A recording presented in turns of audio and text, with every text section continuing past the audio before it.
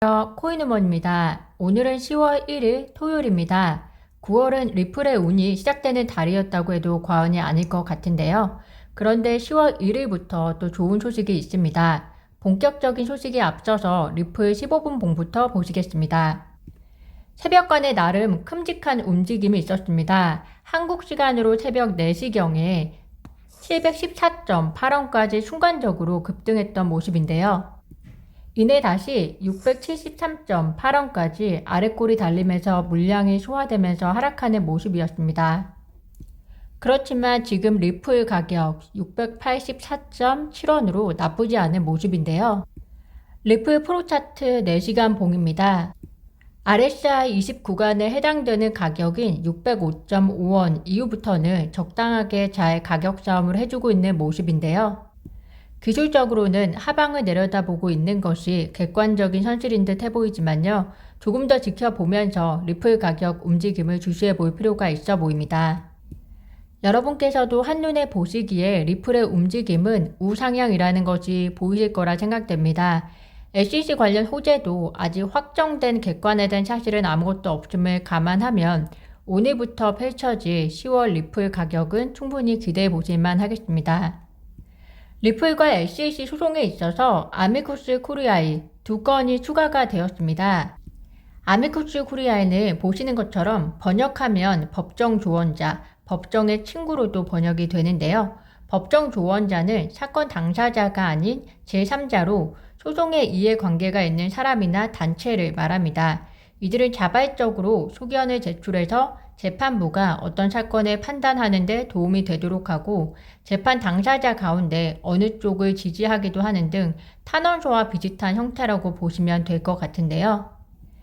현재 리플 단독을 위한 법정 조언자는 리플 커뮤니티 대표 존 디튼 변호사가 약 7만 5천 명의 리플 홀더를 대표해서 법정 조언자 역할을 활발히 하고 있습니다.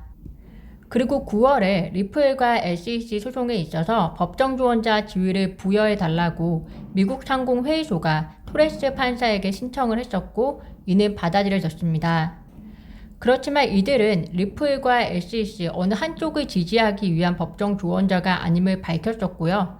따라서 SEC는 이들의 법정조언자 지위에 대해서는 어떤 이의도 제기하지 않겠다고 공식적으로 의사를 밝혔는데요. 그 말은 다르게 해석하면 리플을 지지하기 위한 법정 조언자가 추가로 나타나면 SEC 그들은 그 법정 조언자를 막기 위해서 어떤 이의 제기나 혹은 충분한 설명을 위한 액션을 취하겠다는 것으로 이해하시면 될 것 같습니다. 결론을 먼저 말씀드리면 리플과 SEC 소송에 있어서 리플을 지지하기 위한 법정 조언자 지위를 토레스 판사에게 요청을 한 건은 민간 제트기 전세 업체 탭제트이고요. 다른 한 건은 글로벌 결제 송금 업체 아이레밋입니다. 이 둘 다 판사가 법정 조언자 지위를 허락하게 되면 리플 XRP가 결제 혹은 송금을 위한 화폐로서 활용되었음을 판사가 판결하는데 도움이 되는 역할을 하게 될 것으로 보입니다. 조금 더 자세히 살펴보시면 탭제트는 서비스의 대가로 XRP 결제를 허용하고 있는데요. 해당 스토리는 2018년부터 시작이 됩니다. 2018년 기사를 보시면 탭제트는 회사의 결제 시스템에 가장 적합한 암호화폐가 무엇인지 묻는 설문조사를 5만 7천 명이 넘는 사람을 대상으로 진행을 했었는데요. 당시에 우리의 리플이 44%로 1등을 차지했습니다. 이 설문조사가 배경이 되어서 탭제트는 XRP를 결제 수단으로 정말 선택을 하게 되는데요.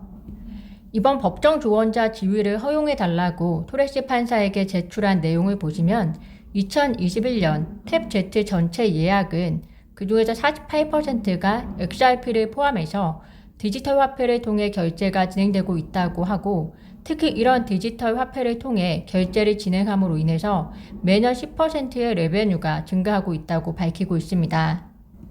따라서 리플 XRP가 우리의 삶과 산업에 있어서 화폐 대안으로 사용되고 있음을 탭제트는 이야기함으로써 판사가 적절한 판결을 할 수 있도록 돕고자 하는 것으로 이해하시면 될 것 같습니다. 두 번째 건은 리플렛 소프트웨어를 사용하는 글로벌 결제 송금 업체 아이레밋이 리플을 위한 법정 조언자 지위를 허용해 줄 것을 신청한 건인데요. 아이레밋은 필리핀에 본사를 둔 글로벌 결제 송금 기업입니다. 즉 해외로 돈을 보내는 사람과 필리핀에서 그 돈을 받는 사람을 연결하는 매개체 역할을 하고 있다고 생각하시면 되는데요. 아이레밋은 다음과 같이 이야기하고 있습니다. 아이레밋이 송금 편의를 위해 사용하는 주요 메커니즘 중 하나가 리플렛 소프트웨어 제품이다. 리플이 개발한 리플렛을 통해 고객은 다양한 방법으로 국경을 넘는 금융 거래를 정리하고 결제할 수 있는데 그 방법 중 하나는 XRP라는 가상 화폐를 사용하는 ODL이라는 소프트웨어 제품을 통해서이다. XRP는 국제 거래를 거의 즉각적으로 안전하게 기록할 수 있는 오픈소스 기술은 XRP 레저에서 실행되는데 아이레밋은 XRP와 XRP 레저에 대한 의존도가 높기 때문에 이번 소송에 관심이 많다. 즉 아이레밋은 리플 기술에 대한 깊은 지식을 가지고 있기 때문에 미국이 제기한 주장에 대한 법원의 평가에 도움이 될 거라는 이야기인데요. 리플과 SEC 소송은 두 건의 법정 조언자 지위 요청서가 토레스 판사에 의해 받아들여진다면 그들이 앞으로 리플 승소에 거의 쐐기를 박을 수 있는 역할을 할 수 있을 것 같은 생각이 드는데요. 판사가 어떻게 산업의 산 증인의 이야기를 무시할 수 있겠습니까? 현재 이미 리플이 법 적용에 있어서 논리적으로 우위에 있는 데다가 이런 증인이 나타나서 리플을 좀 더 강력히 도와준다면 리플과 SEC 소송은 리플의 승소로 좀 더 수월하게 갈 수 있을 거라는 생각이 듭니다. 어제 토레스 판사가 신문 문서를 공개할 것을 SEC에게 명령했는데요. 제임스 필라는 SEC가 이번 신문 문서 공개 판결에 대해서 해당 내용을 준수하는 것을 지연시키기 위해 할 수 있는 카드를 몇 가지 보유하고 있다고 밝혔습니다. 그들은 토레스 판사에게 SEC의 이유를 기각하는 그녀의 명령을 다시 한번 재고해달라고 요청할 수 있습니다. 두 번째로 그들은 재심 신청을 건너뛰고 항소를 요청할 수 있다고 하고요. 세 번째로 그들은 상고 법원에 직접 갈 수 있다고 제임스 필라는 이야기하고 있는데요. 이것들은 모두 성공 가능성이 낮은 전략이라고 이야기하고 있고요. 약식 판단 일정에 영향을 전혀 미치지 않는다라고 이야기하고 있습니다. 즉 신문 문서를 리플이 SEC에게 받으면 리플이 약식 판결 승소로 가는 데 도움이 되겠지만 신문 문서를 공개하는 것에 대해서 지연하는 전략을 쓴다고 할지라도 약식 판결 일정에는 전혀 영향을 주지 않는다는 것으로 이해하시면 될 것 같습니다. 10월이 시작되었습니다. 리플과 SEC 소송, 약식 판결을 위한 본격적인 스토리가 펼쳐질 것 같은데요. 리플에게 호재로 가득 찬 10월이 되기를 바라며 오늘도 영상 시청 진심으로 감사합니다. 구독과 좋아요, 알림 설정은 코인 우먼에게 큰 힘이 됩니다. 감사합니다.